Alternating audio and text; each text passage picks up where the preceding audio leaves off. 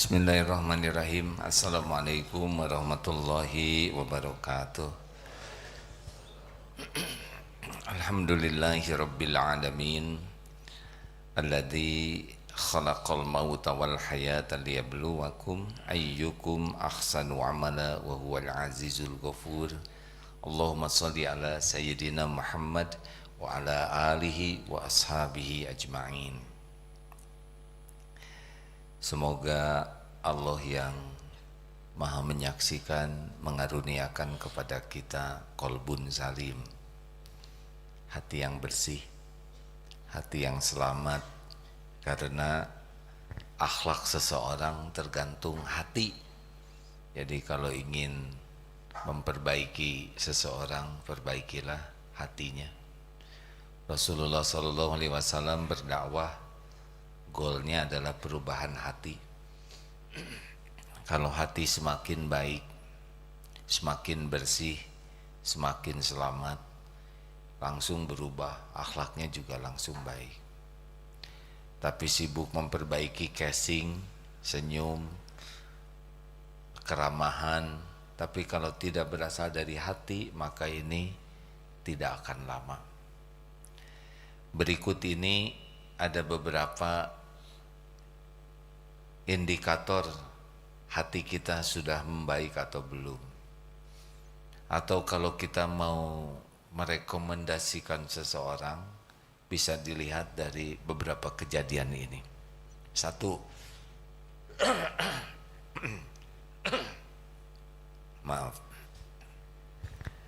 Satu, akhlak seseorang bisa nampak pada waktu safar. Safar itu kalau diterjemahkan sederhananya yaitu kalau dalam melakukan perjalanan. Kalau baru ketemu sebentar begini itu belum ketahuan. Tapi kalau dalam perjalanan panjang, umroh, haji atau perjalanan itu akhlak akan nampak. Karena dalam perjalanan ini banyak kepayahan, banyak hal yang tidak diduga, banyak hal yang membuat orang bisa terpancing karakter aslinya.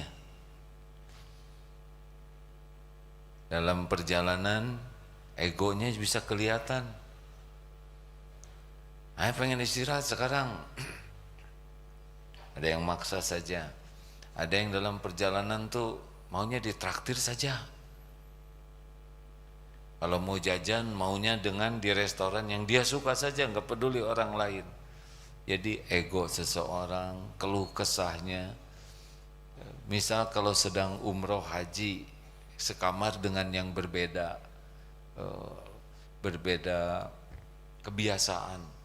Pengen AC-nya nyala, yang AC masuk angin, ya, yang nggak biasa pakai AC. Nanti dimatikan, bisa berantem itu. Standar kerapihan di kamar bisa beda-beda. Ada yang mau nyimpen sesukanya saja. Jadi biasanya kalau dalam safar itu nampak karakter asli seseorang. Dua, yang kedua, dalam muamalah, pokoknya kalau sudah ada uang itu akhlak seseorang bisa ketahuan bedanya. Kalau tidak ada kaitan dengan bisnis, uang, nah itu bisa baik-baik saja. Tapi kalau sudah mulai usaha sama-sama atau ada kaitan mau bisnis, itu sudah mulai ingin menang sendiri, ingin untung sendiri, ya, menjadi kemaruk, serakah, greedy, ingin serba untuk ketahuan sekali itu. Kalau sudah lihat uang itu, bagaimana orang menjadi greedy, menjadi serakah, menjadi egois, ya, itu akan nampak. Makanya kalau kira-kira ingin aman, jangan melakukan usaha bersama dengan teman dekat, karena bisa rusak pertemanan. Juga hati-hati kalau bikin usaha dengan sanak saudara, bisa rusak persaudaraan. Karena akhlak orang kalau sudah lihat uang itu, kalau tidak dengan iman kecenderungannya akan tamak, senang mengutamakan dirinya, senang menambah-nambah terus. Jadi gak enak lah. Nanti cenderungnya tidak adil. 3, kalau ingin lihat akhlak seseorang, lihat ketika orang itu bersikap kepada orang yang dianggap lebih lemah dari dirinya. Misalkan, maaf ya, kalau ada yang punya pembantu, punya supir, punya karyawan, pokoknya orang yang dianggap lebih lemah dari dirinya, nah kecenderungannya kasar, ketus, tidak baik akhlaknya tuh, berkuasa.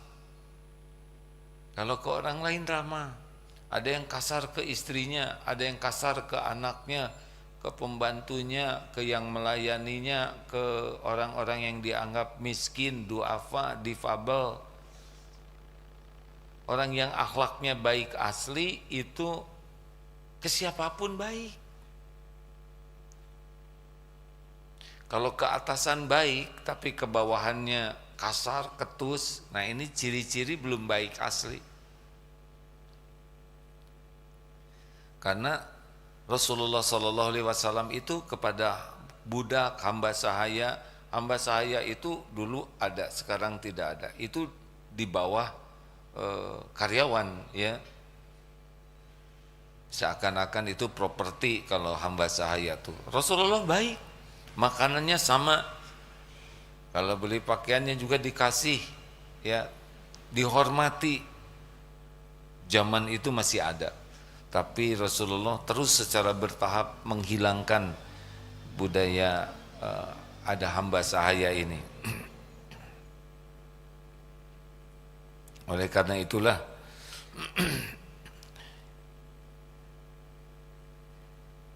kita harus hati-hati dalam bersikap, ya. Karena itu akan menunjukkan, karena ada tamu datang, padahal tamunya baru dikenal, sopan. Nyuruh pembantunya sudah 12 tahun kerja di rumah. Bibi, airnya siapin yang benar, sing sopan dong.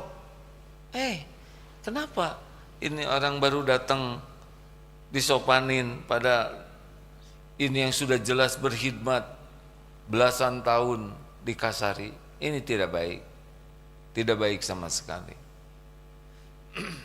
Ada yang ke orang lain ramah, tapi ke istrinya, ke anaknya, ke suaminya tidak ramah. Padahal yang paling berhak untuk diperlakukan yang terbaik adalah yang di rumah. Makanya kalau ingin akhlak kita baik, itu latihannya di rumah. Kalau di kantor akhlak baik, itu banyak maunya. Ingin dilihat atasan, ingin karirnya cemerlang, ya, ingin dianggap sebagai karyawan teladan. Tapi kalau di rumah itu akhlak yang asli itu di rumah. Kalau di rumah sudah baik akhlaknya, kebawa nanti ke kantor, ke tempat kerja, ke lingkungannya. Karena di rumah kan tidak diekspos. Jadi kalau baik ke orang lain di luar itu baik, tetapi baik yang asli itu biasanya dari rumah dulu baiknya. Kenapa nih wajahnya pada begini? Kayak yang mikir. Jangan menilai orang lain. Berarti bapak saya nggak baik. Berarti ibu saya nggak baik. Dia yang nggak baik, ya. Karena mikir orang tuanya nggak baik. Kita berbaik sangka saja. Kita memang amanahnya ini. Amanahnya kita harus jadi jalan kebaikan bagi siapapun, apalagi kepada orang yang dekat dengan kita. Apa aja dari itu? 1, pada waktu safar. 2, muamalah. 3, ya pokoknya kepada yang dianggap lebih lemah dari dirinya. Jadi kalau baik sama atasan, baik sama orang yang disegani, apalagi yang ngambil keputusan, itu belum tentu baik asli. Itu baik, ya, baik acting lah. Tidak boleh juga berprasangka begitu ya. Kalau di sini kalau ada AA, waduh misal begitu. Tapi pas AA nggak, nah itu. Suatu saat di sebuah masjid, yang benar duduknya yang benar. Ada seorang yang dituakannya, yang rapi. Tuh, ayo, mana kopiahnya? Pas tahu, ada AA. Ayo, adik-adik, kenapa robah ya? Kenapa tadi meniketus? Kenapa pas tahu ada, ada AA? Ayo, adik-adik. Nah, jadi ramah. Acting berarti kan. Tahu cara membisikinya begini, Dek, tadi sedang memberi contoh apa kepada santri? Udah gitu aja cukup. Memberi contoh ketus, memberi contoh yang tidak baik. Kalau jadi guru kan tugas utamanya adalah memberikan keteladanan. Bukan hanya mengajar ilmu, tapi perilakunya itu harus jadi ilmu. Ada lagi, mau tahu amanah. Jadi kalau ingin tahu seseorang bisa direkomendasi, biasanya kasih amanah, pinjem barang. Itu amanah itu. Ada yang kalau pinjem buku tuh seakan-akan ketemu lunas. Kalau dulu ya zaman pinjem CD, VCD, itu ada yang dikembalikan tidak, dilihat juga udah bosen ya. Tapi dikumpul-kumpul aja, dikirim makanan pakai piring, nggak dipulangin tuh piringnya. Pinjam vacuum cleaner, telat mengembalikannya. Pinjam motor, habis bensinnya. Ada orang yang kurang amanah, kalau udah pinjam sesuatu tuh nggak serius untuk mengembalikannya. Kalau sedang perlu dia bagus, tapi kalau udah, terutama bab pinjam meminjam ini sebisa mungkin mah nggak usah pinjam-pinjaman lah, karena akan bisa merusak hubungan. Kecuali yang pinjamnya itu benar-benar amanah. Dari awal memang harus niat bayar. Jangan sampai hanya niat pinjam. Ada yang niat pinjam tapi tidak sehebat niat membayarnya. Apalagi yang dipinjamnya misalkan saudara atau siapa yang kita anggap uangnya banyak.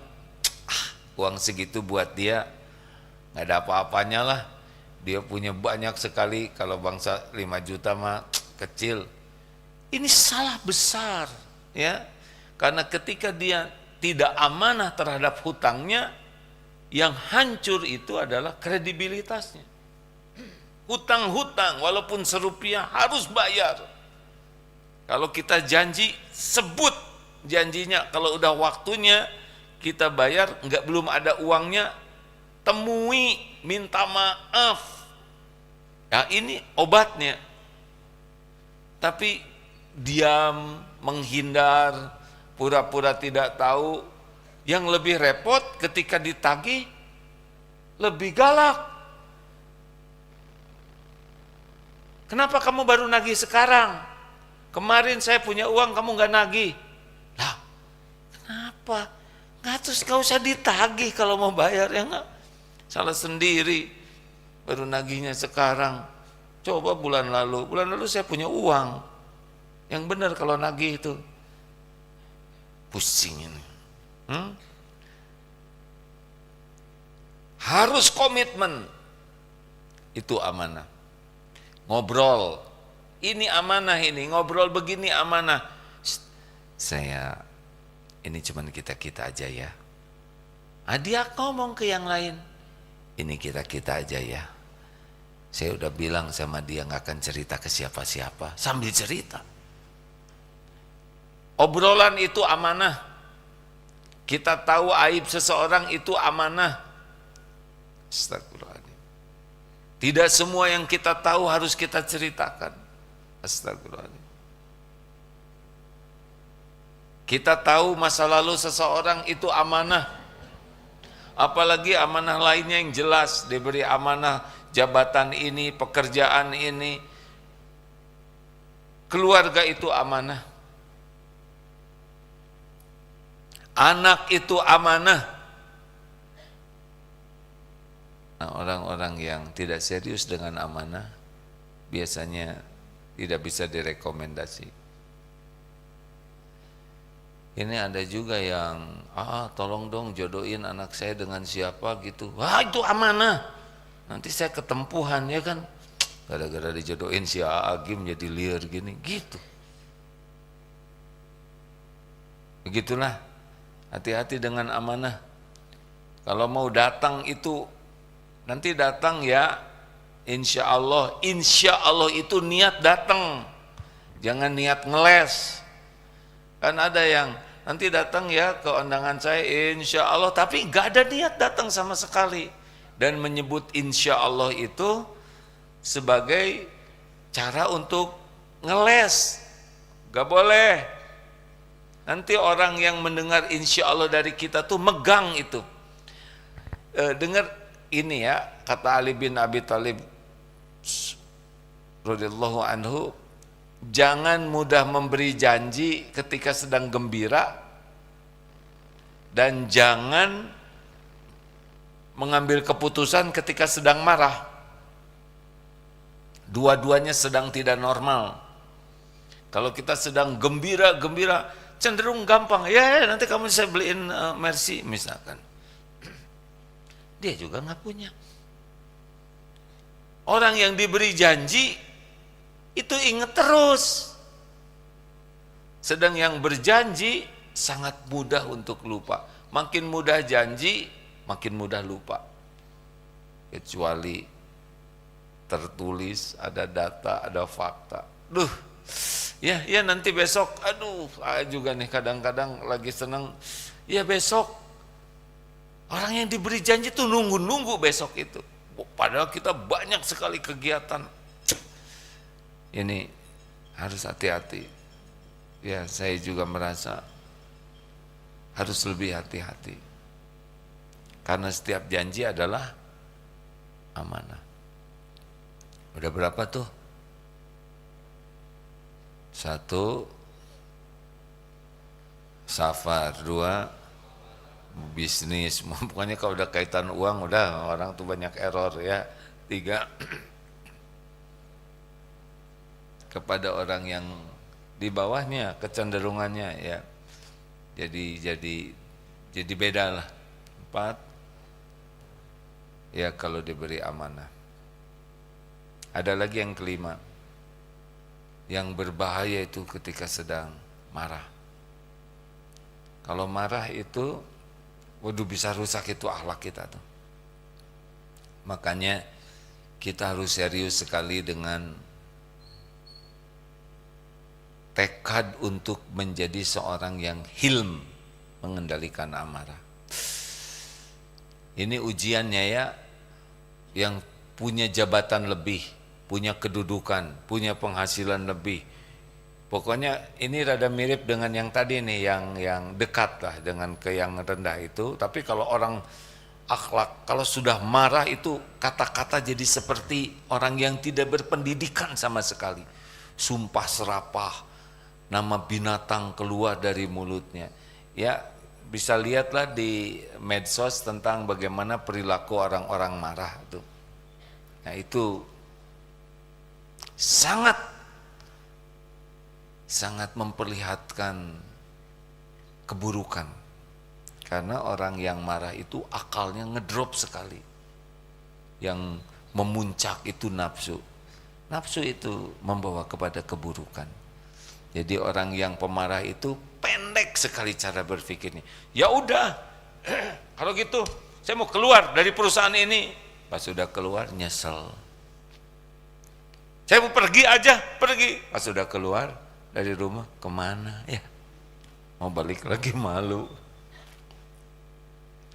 Pernah ada tayangan anak kecil disuruh makan nggak mau, marah si anak kecil ini balita, keluar dari rumah bawa koper kecilnya itu. Ibunya tinggal liatin aja, keluar bawa koper kecil sana sini. Udah kelanting, mau kemana ya? Balita nggak tahu apa-apa, akhirnya balik lagi. Masa jadi Nelita, nenek-nenek di bawah 5 tahun? Nggak mungkin Akita ya, aki-aki di bawah 5 tahun. Harus punya program kuat, la taghdab walakal jannah. Harus tidak punya pilihan bagi kita, harus punya target menjadi orang yang hilm, bisa mengendalikan amarah. Karena kacau lah, kalau kita pemarah itu kacau sekali. Selain kitanya kacau, kita juga mengacaukan suasana. Jadi terkacau-kacau, jadi terjadilah perkacauan.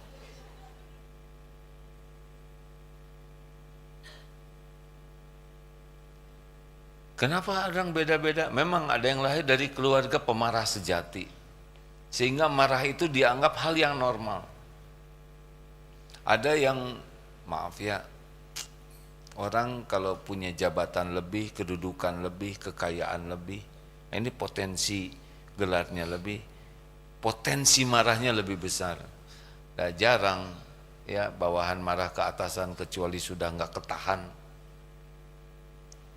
Hati-hati ini, yang diuji oleh Allah dengan gelar, pangkat, jabatan, kedudukan, kekayaan, itu potensi pemarahnya lebih besar daripada yang memang diujinya dengan keterbatasan. Guru lebih mudah marah ke murid daripada murid ke guru, kecuali murid yang sudah tidak tahan atau murid tidak adab sama sekali. Karyawan ya tidak mudah marah ke atasan, yang mudah marah majikan kepada yang membantunya. Benar? Hati-hati, jabatan itu amanah, jabatan itu ujian, jabatan itu pasti berakhir, jabatan itu pasti dituntut pertanggungjawabannya.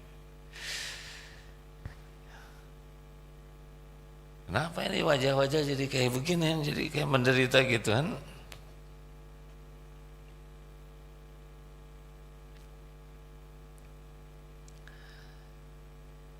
Baik, sekarang kita tanya jawab saja ya. Ada yang mau bikin usaha, baik persahabatan. Kita bikin bisnis yuk, ayo, jualan apa? Ayam, kayaknya telur ayam. Oh ya bagus juga tuh. Tapi perusahaannya siapa? Gimana organisasi? Ya, saya lah pemimpinnya. Loh, kenapa kamu ujuk-ujuk jadi pemimpin? Kan saya yang duluan ngomong tadi. Nggak bisa kalau nggak ada yang dengar, kamu ngomong sendiri ya. Berantem itu hadir. Belum ada ayamnya.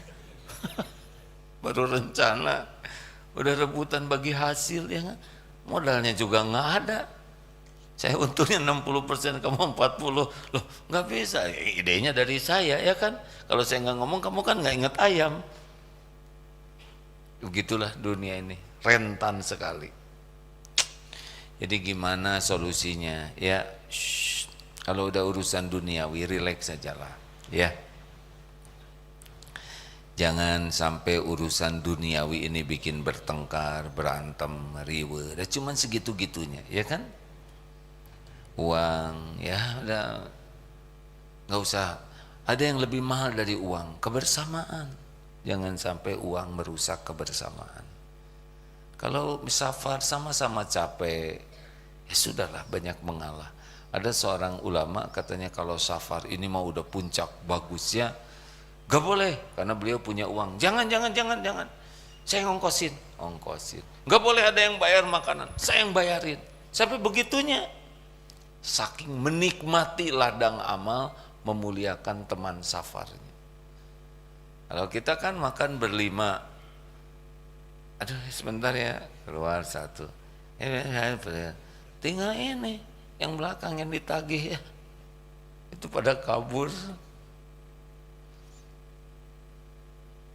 Mengalah, mengalah.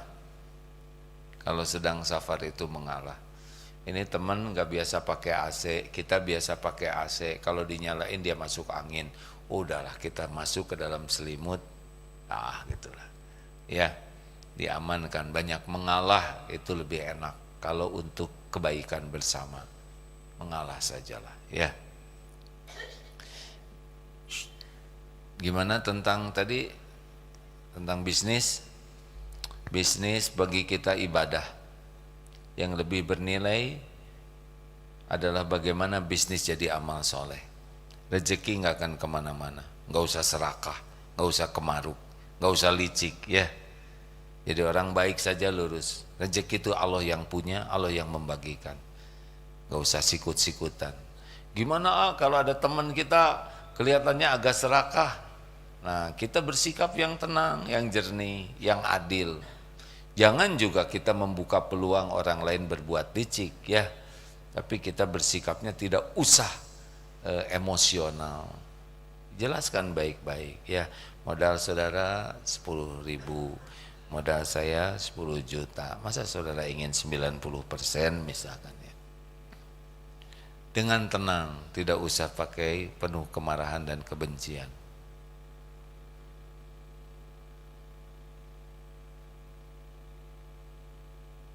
Begitu? Baik, kita tanya jawab aja, udah lama kita tidak ngobrol.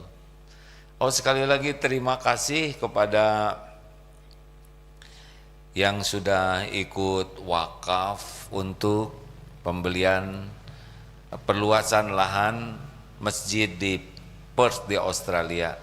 Ini menarik sekali, dari 5.000 rupiah, yang paling kecil 5.000 dan banyak 5.000, 10.000, yang paling besar hitungannya 250 juta, ada yang seorang memberi wakaf 250 juta. Mana yang besar, 5.000 atau 250 juta? Ya, yang besar yang paling ikhlas. Dan tiap orang beda-beda, Allah titipkan rezeki. Dia punya 10.000, dia berikan 5.000, maka itu sudah separuh hartanya. Dia memberikan 250 juta, padahal uangnya 255 juta. Mana yang lebih besar?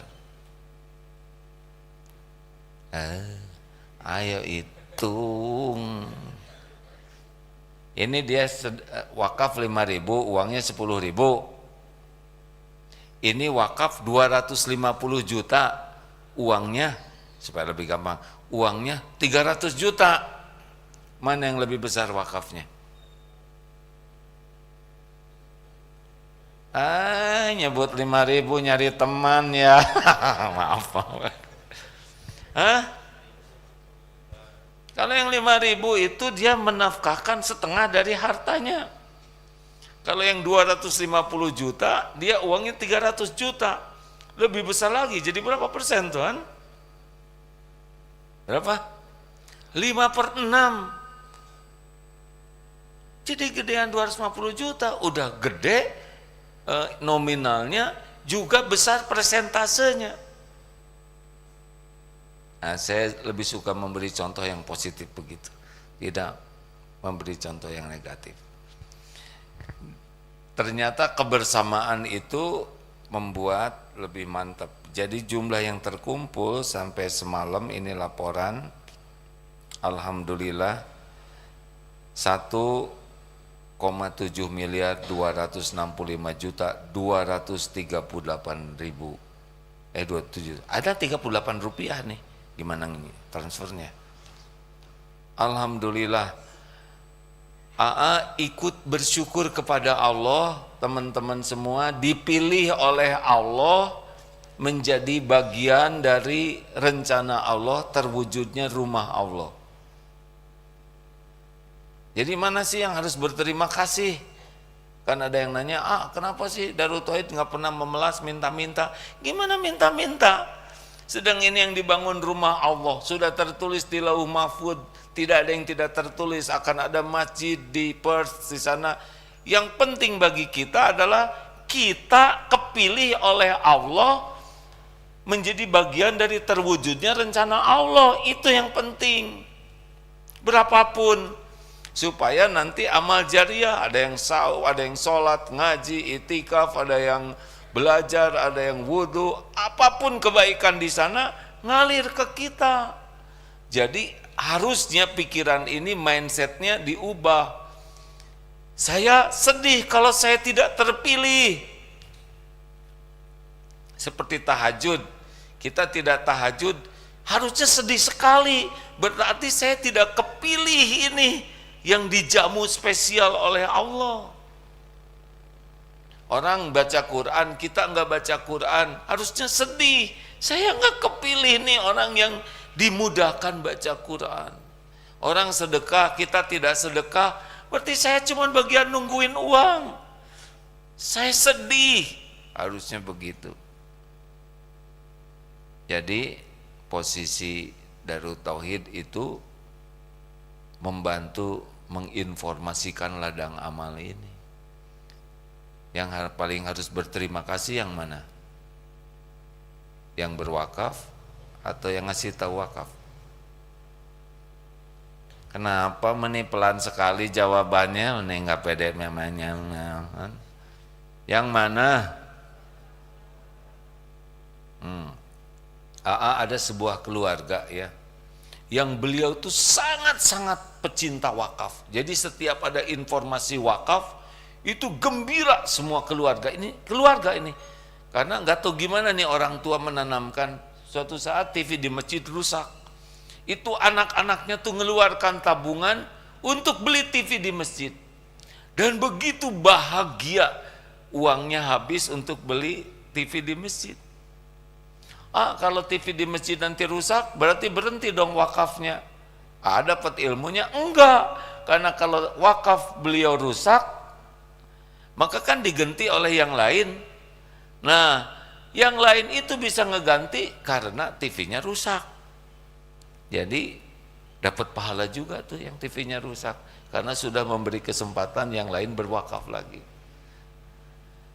Kayak yang pusing biasa aja. Nih, ini yang wakaf mikrofon ini. Ini kan setiap ceramah beliau dapat pahala. Setiap imam sholat dapat pahala. Azan dapat pahala, yang sound system. Ini kan ada saatnya rusak nih. Gimana kalau orangnya berhenti dong pahalanya? Enggak, karena nanti ketika ada yang baru mikrofon baru tuh gara-gara rusak yang itu, betul tidak? Jadi tetap kebagian pahalanya. Ini orang-orang cerdas begitu. Jadi harusnya kalau dengar ada wakaf, kita nggak kebagian, nggak bisa, itu sedih harusnya. Aduh, saya nggak kepilih. Berusahalah hadirin. Aslinya sih 3,5 miliar yang harus terkumpul ini, 3, sekian ya.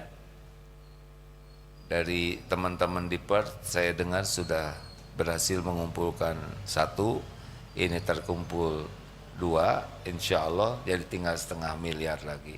Yang beruntung yang dipilih oleh Allah. Setan selalu menakut-nakuti dengan kemiskinan, takut berkurang duitnya, takut berkurang hartanya. Allah menjanjikan maghfirah, ampunan wa fadlan, maghfiratan minhu wa fadlan, ampunan dan karunia yang melimpah. Ada 2 janji, satu dari setan menakut-nakuti kemiskinan, berkurang harta dan menyuruh kita pelit.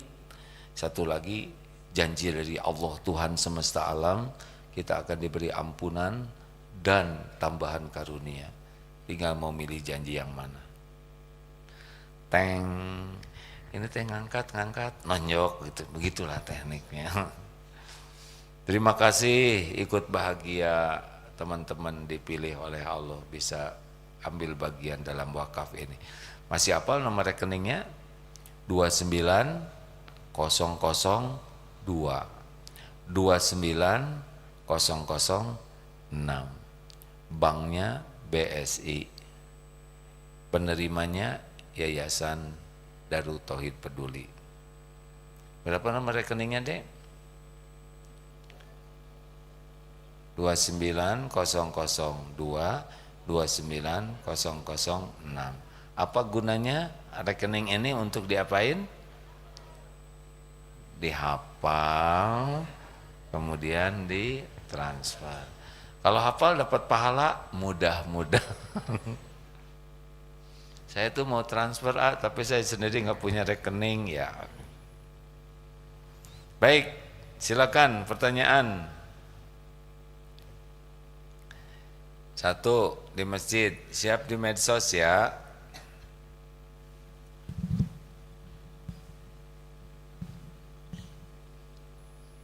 Silakan. Bismillahirrahmanirrahim. Assalamualaikum warahmatullahi wabarakatuh. Ya, semoga dalam keadaan sehat dan selalu dalam lindungan Allah. Amin ya Tuhan. Izin bertanya mengenai majelis ilmu. Ya. Seperti yang saya dapatkan informasi juga di Instagram Darut Tauhid bahwa majelis ilmu adalah jalan tercepat menuju surga atau Allah akan memudahkan. Nah, pertanyaan saya dengan fakta-fakta atau realitas yang ada di masyarakat sekarang, kenapa khususnya di Kota Bandung yang notabene lautan kajian, namun kita temukan tidak berbanding lurus dengan fakta seperti akhlak moral gitu ya, dan katanya banyak kejadian yang tidak asusila lah di mana-mana gitu. Padahal di Bandung sendiri kajian itu banyak. Nah ini lautan kajian tuh maksudnya bagaimana? Maksudnya banyak kajian di Kota Bandung itu, bahkan ada pendakwah yang saya tahu pernah mengatakan bahwa Bandung itu ibarat Madinahnya Jawa Barat katanya, karena banyak sekali kajian gitu. Tapi kita dapatkan realitas di masyarakat tidak berbanding lurus, dan kata juga di kita ada 800.000 masjid di Indonesia, tapi kenapa di kita juga masih banyak hal-hal yang tidak sesuai dengan nilai-nilai Islami. Nah, pertanyaan saya mengapa hal itu terjadi, dan kalau boleh satu lagi. Satu aja dulu. Satu aja dulu ya. Itu aja. Terima kasih ya. Tanpa bermaksud meremehkan siapapun ya. Lihat jumlah warga Kota Bandung. Lihat yang datang ke pengajian, berapa persennya.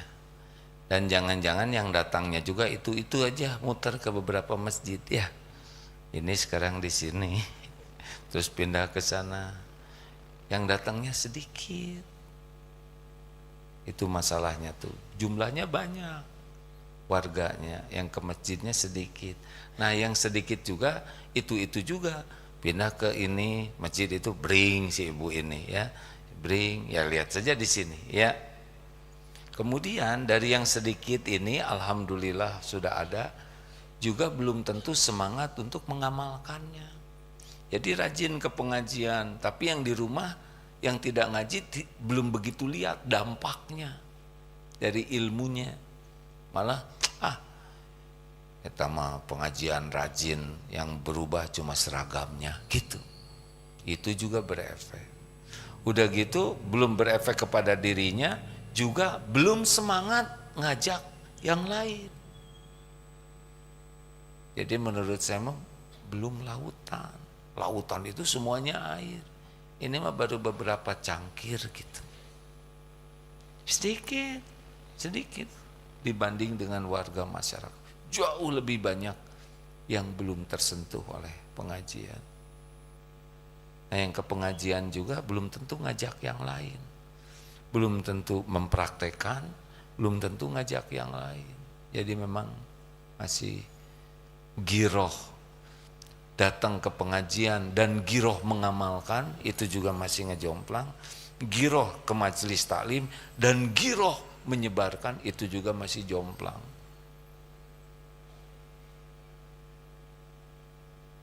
Ya sudah ya Mim,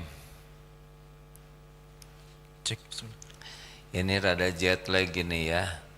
Jadi subuh di sini jam 4, di Mekah sama dengan jam 12. Jadi ini saya lagi ceramah tengah malam nih. Makanya lihat wajah saya kenapa jadi mual begini.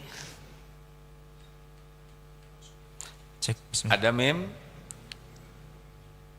Assalamualaikum izin pertanyaan dari Instagram. Bagaimana cara menghadapi suami pemarah AA, aku 15 tahun korban KDRT, suami temperamen, mohon pencerahannya AA. Suami pemarah. Memang pertanyaan yang tidak enak begini, kenapa milih dia itu ya? Ini tidak menyelesaikan masalah. Siapa yang milih? Nggak boleh begitu. Udah episodenya sekarang begini, suami pemarah. Memang begitu, rumah tangga tuh tidak ada yang ideal. Aslinya ya dalam hidup ini teh kebanyakannya emang gak cocok. Betul tidak? Pengen banyak uang, yang terjadi banyak cicilan. Pasti istri mengharapkan suaminya ideal.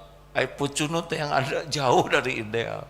Sama, suami juga mengharapkan istrinya serba ideal. Hasilnya juga tidak selalu cocok. Emang hidup ini ujian. Jangan membanding-banding dengan rumah tangga orang lain. Karena tiap orang punya kapling ujian masing-masing. Semuanya ini wajah-wajah diuji nih. Tuh kan kelihatan, Iya, ini wajah-wajah diuji. Apalagi yang ini, ya. Benar. Jadi sadarilah bahwa ini memang ujian hidup. Harus lulus, ya. Apa yang harus dilakukan kalau di rumah ada suami pemarah? Yang pertama harus dilakukan adalah harus ridho dulu. Berat memang ini. Ridho dengan ujian ini. Ya Allah, saya terima ujian hidup ini. Seperti anak lahir dari orang tuanya yang pisah atau orang tuanya yang tidak. Ya Allah, saya terima ujian hidup saya ini. Kan ujian tuh dari mana aja datangnya. Ada dari orang tua, ada dari suami, dari istri, dari anak, dari mertua. Semuanya orang dapat ujian. Ada yang ujian masalah keuangan, masalah akhlak, masalah penyakit, macam-macam. Ya, hidup ini ujian. Al-Anbiya ayat 35. Wa nabluukum bisyarri wal khairi fitnah, dengan keburukan. Pertama ridho, ya Allah, saya ridho ujian yang saya hadapi ini. Yang kedua apa? Tobat. Ampun ya Allah. Kenapa suami yang marah-marah saya yang tobat? Lah ketemunya marah itu dengan dirinya itu pasti ada kaitan dengan dosa. Dosa saya apa sama suami saya? Mungkin ke suaminya nggak banyak dosanya, tapi ke orang tua, ke tetangga, atau dulu maksiat. Dan ini penggugurnya lewat suami. Jadi istighfar, ampun ya Allah, ampuni. Harus tobat dulu. Jangan dulu menginginkan suami tobat, kita dulu yang tobat. Pokoknya suasana enggak enak, apapun bentuknya, bawanya ke tobat. Ridho, terus tobat. Ampun ya Allah. Dalilnya sudah sering dikemukakan, surat Al-Anbiya, surat Asy-Syura ayat 30, An-Nisa 79, bahwa kepahitan itu diundang oleh dosa. Jadi jangan fokus ke suami terus. Suami saya pemarah, suami benar itu pemarah, benar itu jelek, tapi kenanya ke kita itu ada dosa kita. Kayak gini, ada copet, benar copet itu salah, benar copet itu maling, tapi kok saya yang kecopetan? Dosa apa nih? Wa ma asobakum min musibatin fabima kasabat aydikum. Tobat, ampun ya Allah, ampun ya Allah, ini pasti dosa saya. Yang ketiga, syukur. Masih ada suami, betul tidak? Kan gak mungkin 24 jam marah terus, capek, harus ada boboknya, ya kan? Ada kebaikan lainnya. Enggak boleh fokus sama marahnya aja. Marahnya itu memang tidak baik, tapi jangan melupakan kebaikan-kebaikan lain yang harus kita syukuri. Itu ilmu sakit gigi lah. Gigi sakit itu sabar dengan yang sakitnya. Tapi kan bukan cuman gigi hidup ini, benar? Lidah, kepala, pundak, lutut, kaki. Syukuri. Alhamdulillah, lidah saya normal. Makin bisa melihat kebaikan dari pasangan hidup, makin disyukuri, tambah karunia oleh Allah. Jangan gimana, karena nila setitik rusak susu setengki, nggak boleh. Pasti ada kebaikannya. Mensyukuri kebaikannya itu akan mendatangkan karunia Allah. 4, doa dan ikhtiar satu paket, ya. Doanya apa? Kita yang harus jadi makin baik. Kitanya harus makin disukai Allah, dan doakan suaminya supaya lebih baik. Jadi jangan dengan kebencian, karena emang udah takdirnya itu. Tapi kalau repot sekali, ya minta tolong ke Allah, diberikan jalan keluar terbaik. Jangan pendek pikirannya, ya. Penggugur dosa itu suami begitu tuh, rontok habis dosa-dosa istrinya. Nah juga ada sebaliknya, ada yang istrinya sensi salah, ya udah suaminya gugur dosa. Tapi nggak boleh juga begini, nggak apa-apalah saya di dunia sih ini, bukannya mah saya kan dosanya habis digugurkan, terus pahala itu suami nanti jadi ke saya nanti ketemulah bidadara di surga. Di dunia nggak apa-apa sih itu, nggak boleh gitu juga. Harus dengan niat baik. Dan pemarah sekarang belum tentu besok lusa masih pemarah. Kalau dibalikan hatinya oleh Allah, bisa saja jadi baik. Ya begitu. Ini teorinya, ya. Prakteknya harus pakai perjuangan, harus doa baik, dan harus menginginkan itu jadi baik. Lanjut. Ada ibu-ibu? Ada. Mem, Cek bismillah. Izin pertanyaan dari YouTube. Di sebelah rumah saya baru beli mobil kredit. Sombongnya minta ampun Agim. Apakah itu ria?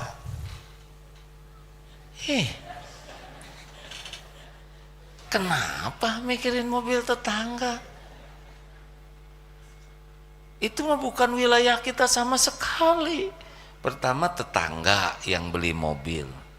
Kedua, yang nyicil mobilnya juga tetangga. Saya kira tetangga make, bukan ria. Terus mau ngapain mobil nggak dipakai? Tapi dilap terus, ya tuh dirawat. Yang jadi masalah, kenapa kita ribet dengan mobil tetangga? Dan kenapa kita ribet dengan tetangga ria? Itu suudzon namanya. Udah berbaik sangka saja. Awal dari keburukan akhlak kita itu adalah suudzon, berburuk sangka. Tetangga saya ini ria'a. Loh, tahu dari mana?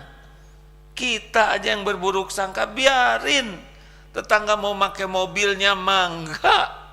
Tetangga mau ngeriling aja di kampung, mungkin lagi melancarkan. Cari 1001 alasan berbaik sangka, tenang hati ini. Kalau enggak, nanti copot gordeng kita dipakai noongin tetangga, ya kan? Ibu nggak tahu ya, sebetulnya tetangga ini bukan beli mobil aja, tapi TV baru, kulkas baru, ngejongkeng nanti kita. Udah, doakan supaya berkah hartanya, gitu. Jangan nyiksa diri ngerebutin, kecuali kalau ibu yang bayar cicilannya. Udahlah, doakan aja. Tapi saya sebel teh, dengki itu teh. Susah lihat orang senang lihat orang susah.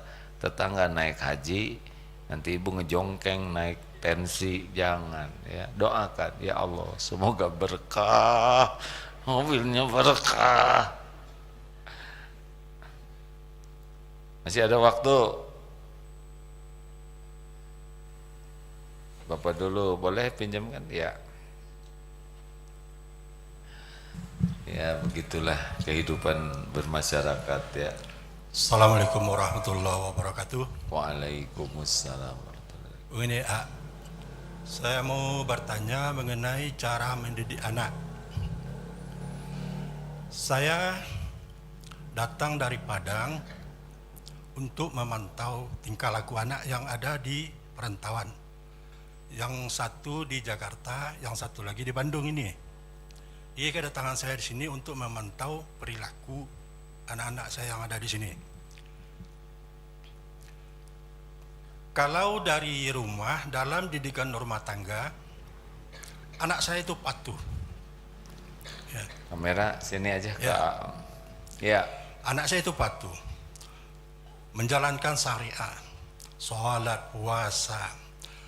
Setelah dia pergi merantau, dapat informasi dari teman-temannya, entah karena pengaruh teknologi, entah pengaruh lingkungan, Iya. dia mulai jauh dari didikan agama. Kita tahu bahwa tujuan hidup kita adalah untuk menuju surganya Allah. Ya. Yang jadi pertanyaan saya sekarang adalah, bagaimana kita dapat menuju surganya Allah sementara perilaku anak-anak kita membuatkan dosa untuk kita? Baik. Nah, Apa yang harus dilakukan, begitu ya? ya begitu. Makasih ya. Assalamualaikum warahmatullahi wabarakatuh. Ingat ya, yang membulak-balik hati itu adalah Allah. Kalau ingat anak, langsung ingat Allah. Anak ciptaan Allah, anak milik Allah, anak setiap saat dalam genggaman Allah, anak amanah dari Allah, anak ujian dari Allah. Anak jadi baik, itu Allah yang bisa memperbaiki. Jadi yang pertama harus dilakukan oleh orang tua, tobat. Jangan-jangan kita ini yang menjadi jalan anak jadi tidak baik atau kurang baik. Periksa kelakuan kita, gimana ibadah kita, gimana sudah jadi contoh apa saya ini. Jangan-jangan selama ini banyak contoh kurang baik dari diri kita.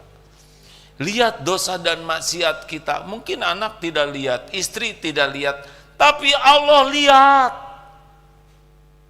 Tidak ada yang tersembunyi bagi Allah. Kita mungkin memikirkan anak, ingin anak baik, tapi seberapa hebat kita ingin jadi orang tua yang baik. Allah melihat keadaan kita setiap saat. Jadi kalau ingin anak baik, banjiri dengan air mata tobat. Akui, saya ngaji tidak benar, tahajud jarang, itu pun jarang khusyuk, sedekah ala kadarnya, mulut saya masih banyak tidak baiknya, mata tidak terjaga, banyak yang harus kita tobatin. Dan Allah melihat orang tua yang tobat. Jadi jangan terlalu fokus memikirkan kelakuan anak, itu harus kita pikirkan. Tapi jangan lalai kelakuan diri. Karena Allah melihat kelakuan kita sebagai orang tua. Makanya kalau sayang anak tuh perbaiki diri. Tobat, tobat, tobat. Apa yang ingin ada pada anak, adakan pada diri. Ingin anak sopan, kita paling sopan. Ingin anak jujur, kita yang jujur. Ingin anak ngaji, kita ngaji. Apa yang baik yang ingin ada pada anak, adakan pada diri semata-mata agar Allah ridho ke kita. 2, buka komunikasi yang baik. Komunikasi itu 3 kuncinya jadi dekat itu ya. 1, aman.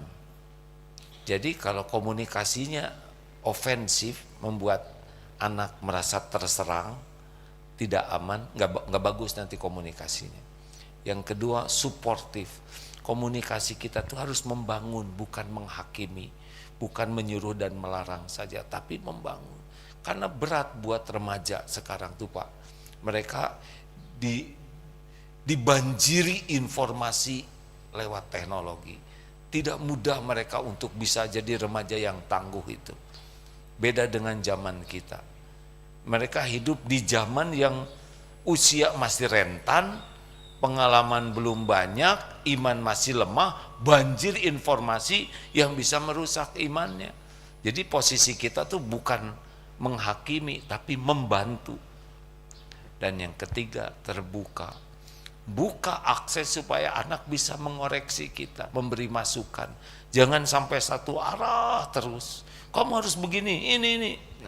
Nanti anak gak betah. Apalagi anak udah makin tumbuh usianya, bukan anak kecil lagi. posisinya harus lebih kepada sebagai kawan. Dan doa harus lebih banyak. Ingat anak, doa. Ingat anak, doa. Allah melihat apapun yang kita lakukan. Nggak ada apa yang bisa jaga selain Allah. Bapak jauh, anak jauh, nggak bisa kita. Gimana? Kita juga banyak kerjaan, betul tidak? Tapi kesungguhan Bapak mendekat ke Allah, insya Allah tidak disia-siakan. Terima kasih hadirin. Sambil bicara begini saya juga sambil mikirin diri saya, Pak. Jadi ini nasihat buat diri sendiri sebetulnya. Tapi rasanya akan jauh lebih menenangkan dan mendatangkan hasil kalau kita lebih serius memperbaiki diri. Yang bisa membulak-balik hati anak itu Allah, bukan kita. Kita harus memposisikan sebagai orang tua yang layak ditolong oleh Allah, layak dihadiahi anak yang soleh. Ya, hidup memang begini, Pak, tidak ada habisnya. Sampai kita meninggal nanti akan begini terus. Jalanin saja. Terima kasih Bapak Ibu yang baik, semoga ada hikmah dan manfaatnya.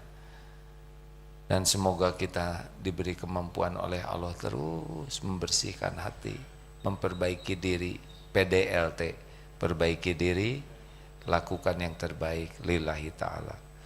Subhanakallahumma bihamdik, asyhadu alla ilaha illa anta, astaghfiruka wa atubu ilaik. Assalamualaikum warahmatullahi wabarakatuh.